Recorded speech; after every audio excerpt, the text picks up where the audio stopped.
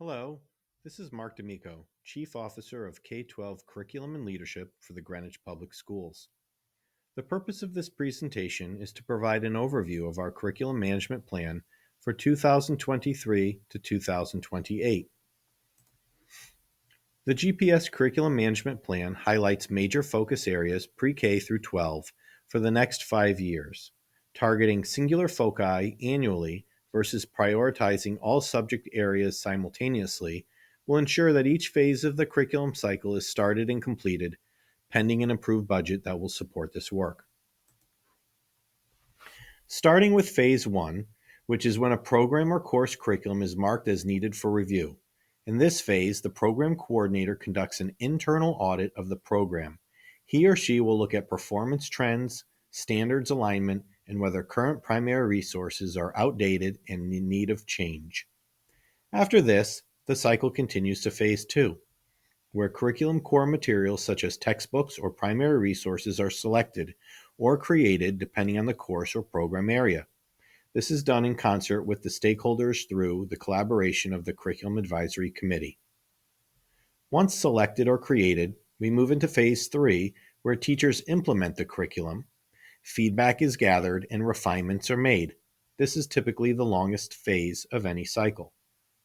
Towards the end of the cycle, we enter into the progress monitoring phase, where no additional refinements are made and the curriculum is evaluated as is to determine next steps. It is important to note that although we indicate that the curriculum management plan revolves around a 5-year cycle, it is often fluid, and the full cycle may be longer depending on how many years we live in the implementation and analysis phase. Both sides of your physical paper follow the same cycle I described a moment ago.